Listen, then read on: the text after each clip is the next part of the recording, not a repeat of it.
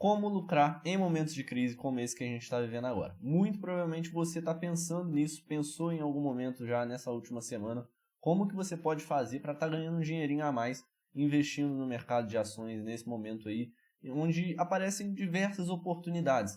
E muito provavelmente você não sabe aí em que aportar, né, qual que é a melhor opção para agora, nesse momento em que a gente está vivendo literalmente uma guerra fria de tarifas aí, né, entre Estados Unidos e China, principalmente. Hoje, dia 8 aí de abril, a gente teve os Estados Unidos iniciando uma tarifa de 104% sobre produtos chineses, né, onde o Trump, em primeiro momento, tinha anunciado uma tarifa próxima dos 50%. A China retaliou, aumentou também a sua tarifa em relação aos produtos americanos, e agora o Trump dobrou a aposta, né? Tá ali tarifando os produtos chineses em até 104%, que é uma tarifa absurda. Vamos dar uma analisada para a gente ver o que é oportunidade nesse momento, a gente entender o que está acontecendo no mercado. Trouxe para vocês aqui algumas notícias.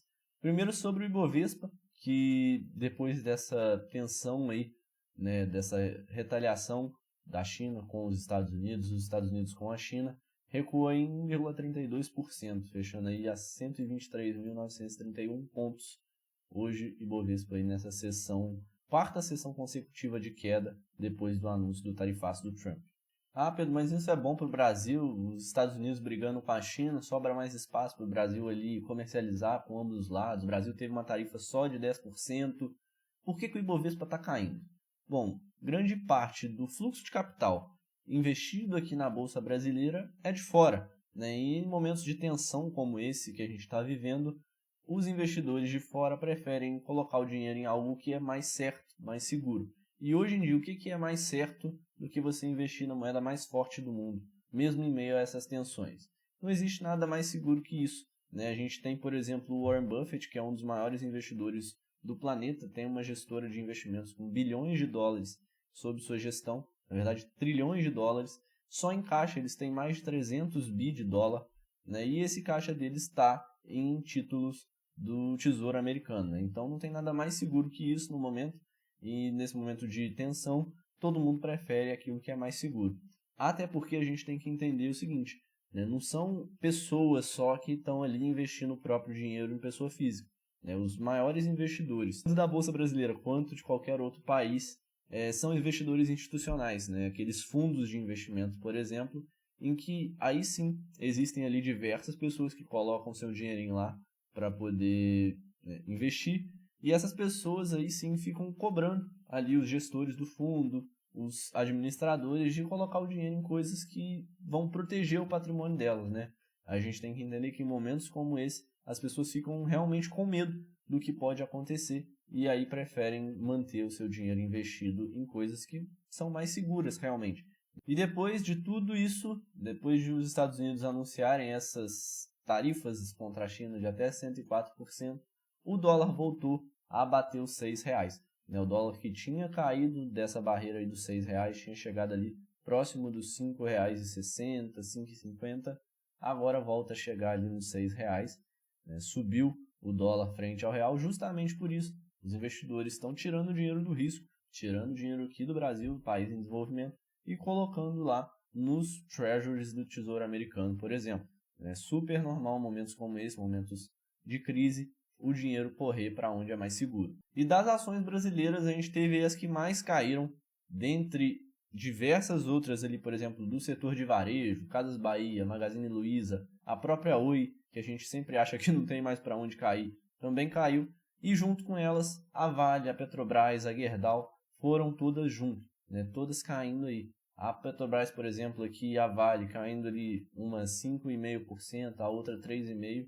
E essas ações vão chegando em preços que vão ficando atrativos, né? Para você que não sabe, não entende muito bem, a Vale e a Petrobras são empresas de commodities, né? Uma comercializa ali o petróleo e a outra minério de ferro, basicamente. Elas têm uma negociação muito forte, a Petrobras com os Estados Unidos e a Vale com a China, né? São os maiores mercados aí dos produtos dessas duas empresas, são esses dois países. E a gente teve uma queda, por exemplo, no caso da Petrobras, no preço do petróleo Brent, né? O barril de petróleo que estava sendo negociado próximo dos $75 caiu hoje sendo negociado ali próximo dos 60, $62 cada barril, e isso afeta, obviamente, o preço e a cotação da Petrobras, porque a empresa depende basicamente desse valor, né? E a Petrobras, separei para mostrar para vocês, próximo aí dos R$ 32 a sua cotação, ela que tinha chegado aí pelo menos no último ano a atingir praticamente R$ 39, R$ 40, chegou ali num topo no ano de 2024, no finalzinho do ano, em quase R$ 40, e agora aí vem sendo negociada próximo dos 30 novamente. Uma outra empresa que tem se mostrado também uma oportunidade em momentos de crise como esse, né? E uma empresa que eu já estou de olho há um tempo, assim, tá ficando difícil de ficar de fora dela, e tem um pouco de resistência ainda contra empresas que têm ali parte do seu controle estatal, mas a gente tem aqui a Copasa, que eu fiz inclusive um vídeo para vocês recentemente, a Copasa que tem aí tido bons números recentemente, sendo negociada aí abaixo do valor patrimonial, ou seja, hoje em dia é mais barato você comprar uma ação de Copasa do que você pegar, juntar o seu dinheiro e montar uma empresa que tem ali só os mesmos ativos que ela tem, do zero. É muito mais barato você comprar aqui, né? E nos últimos 6 meses houve uma queda, né? Na verdade, a gente vê essa queda mais expressiva até agora, no final de março, né? Que a empresa estava negociada próximo dos R$ 23, R$ 24 e agora caiu para abaixo dos 20. Por último, separei uma notícia para vocês aqui sobre a Vale, né? A empresa que hoje caiu mais de 5%, chegou no menor patamar desde 2020. E o que aconteceu lá em 2020? Para quem se lembra aí, foi o momento da pandemia, né? A gente está numa situação em que a Vale está sendo negociada a preços de pandemia, né? Então, assim, fica muito difícil da gente não olhar para essas empresas em momentos assim, porque, pensa bem, a Vale, que é uma empresa gigante, que apesar de todas as crises que ela passou, ela superou e vinha apresentando bons números aí nos últimos 2, 3 anos, voltou para o seu preço ali que estava sendo negociado na época da pandemia, onde era uma incerteza global, né? A China estava praticamente fechada, não comprava produtos da Vale, por uma parte do período ali ficou um tempo sem comprar, então a empresa sofreu bastante com isso, e hoje a gente está sendo negociado ali próximo desse mesmo valor. E quando a gente vem analisar aqui, né, a ação da Vale sendo cotada aí abaixo dos R$ 50, uma variação nos últimos 12 meses de quase 20% de queda, também, né, a mesma situação, negociada próximo ali do seu valor patrimonial. Então, assim, fica muito difícil da gente não olhar para essas empresas.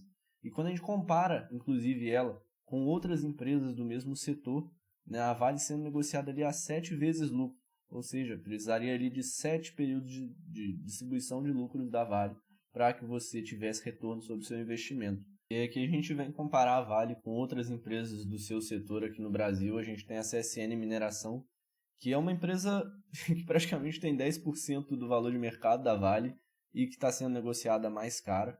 Então, assim, a Vale é um monstro gigantesco, está ali com o yield próximo dos 10%, e eu acredito que você comprando essas ações a bons preços, no futuro você vai ter aí um bom yield, melhor até do que esse aqui, né? Porque, para quem não sabe, o nosso yield das ações é baseado no preço que a gente compra ela, né? Existe um indicador que chama Yield on Cost, que é basicamente a porcentagem do seu patrimônio que está retornando para você com base no seu valor de compra da ação, né? Então isso ele faz uma média com base em todas as suas compras. Até o site do Investidor 10 mostra isso aqui. Vou mostrar para vocês, por exemplo, aqui nas minhas ações.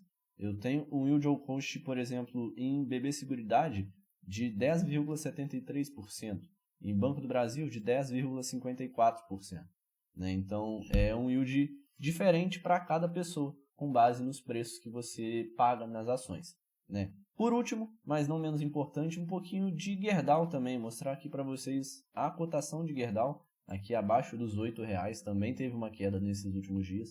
Tudo que está envolvendo commodity ultimamente, com base nessas tensões aí, está sendo desvalorizado, né? Então a gente tem aqui a metalúrgica Gerdau e a Gerdau mesmo, né? São duas ações negociadas aí, que está sendo negociado praticamente a metade do seu valor patrimonial, né? É um dos ativos mais descontados da bolsa e ativo assim, de qualidade, né, um dos mais descontados da bolsa, sendo negociado ali a 6 vezes lucro e uma cotação ali próxima dos R$14.